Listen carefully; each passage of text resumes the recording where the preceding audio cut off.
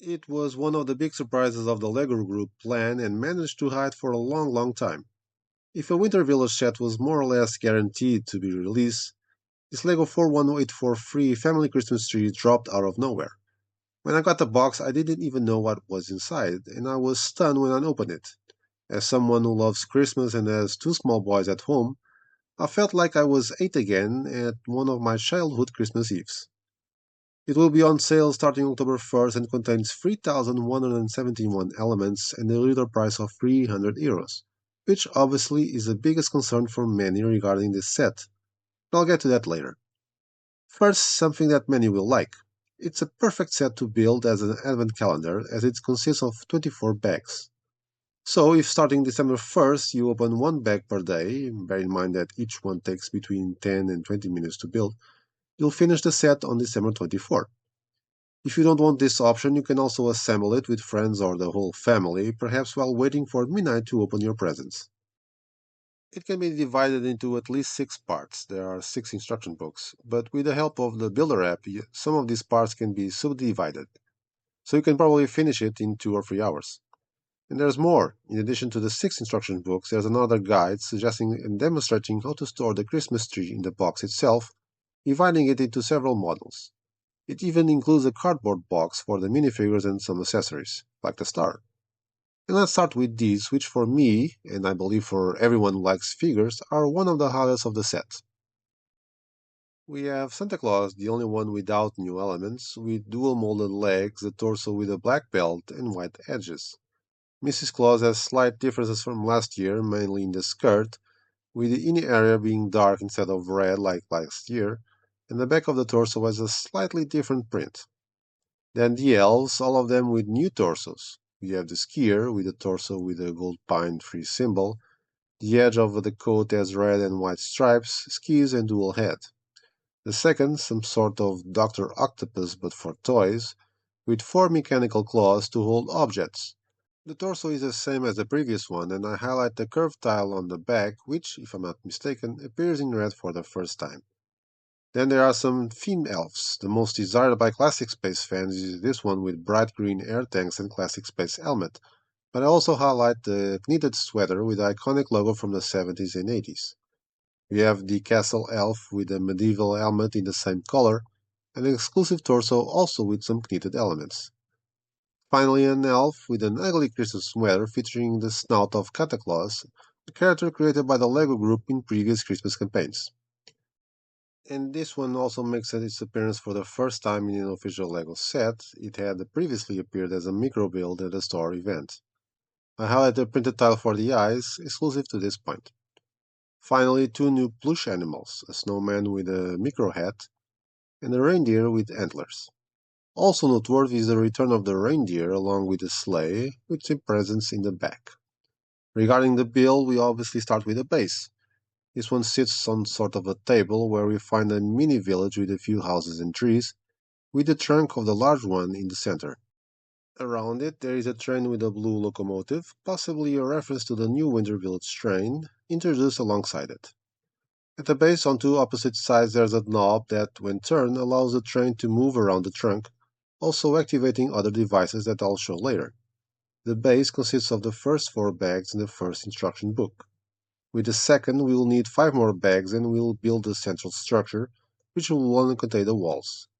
On the lower floor, on one side, we have a clock, which also turns when the knob on the base is turned, a door, a mailbox, and a fireplace with a sticker, which here could have been made with parts. On the other side, a workshop wall with a board, tools, and the same door and mailbox. Above, a small Christmas tree, which also rotates when you turn the knob. In the third book, we have the diner floor with some cakes and tables, which will be placed near the wall where the fireplace and clock is. After this, the technic part of the set begins, with several structures, let's call them doors, that will contain 3 rows of leaves which can later be opened to access the interior. The new foliage is truly enormous and even managed to hide a good part of the structures, especially if they are tilted as much as possible, but of course, there is always one or two more exposed elements. The fourth book will go to the other side and will build a workshop. Several tables, one with presents, another one with a white car and paint to give it some color, a sewing machine, or is it a drilling machine, which will be placed against the wall with the tools. Again, a structure of doors with leaves the same as before. These steps will be repeated a few more times and are, in my opinion, the only less exciting steps while assembling the set, if we are doing it alone. In the fifth book, we have the sleigh, which I mentioned earlier, and another section of the upper floor, like the control room, with a huge printed screen, yes, on a panel, showing part of Santa's journey, some computers with monitors, and a board with some notes. Finally, in the sixth book, the other section on the opposite side has a part that I loved, with several arcade machines, one showing a Space Invaders-like game, but with a sleigh, and another Street Fighter style with Santa Claus showing off his fighting skills. On the other side of the room, a pinball table. All the images are stickers, as are almost all the decorated images of the set. There are 24 stickers in total. Also noteworthy are the photos featuring several elves, most of which appear in the set, except for a ninja. Will we have a new figure by the end of the year? We also have the tree topper with the star, which makes excellent use of the six-pointed rocks, the same one that appeared on the paladin in the Dungeons and Dragons collectible minifigures, and the two stars or snowflakes in transclear. Finally, we finish with Cataclass. There's still another book which suggests and shows how to store the tree from one year to the next. It can be disassembled into models and stored in the original set box, which is quite pretty, and there's also an extra box where you can store the figures, the star, and some leaf segments. And here is the completed set. Before moving on to my thoughts, two notes. First, as soon as I saw the image of the set, I had the impression that it was somewhat squat and would look better with another trunk segment. This is partly due to a row near the top where the elements are completely horizontal, preventing any kind of tilting. However, looking to the real model, it looks much better when we can achieve a better look by adjusting the leaves angle in the closest rows. Second, the price. And this is something that needs to be discussed since €300 is truly a substantial amount, and with that money you can buy several Christmas gifts. Although it's not a Winter Village set, if we compare the price per piece, although this isn't the best indicator, as it depends on the ratio of large to small pieces contained, to the more recent sets, not counting the trends, we see that this one has a price per element of almost 10 cents.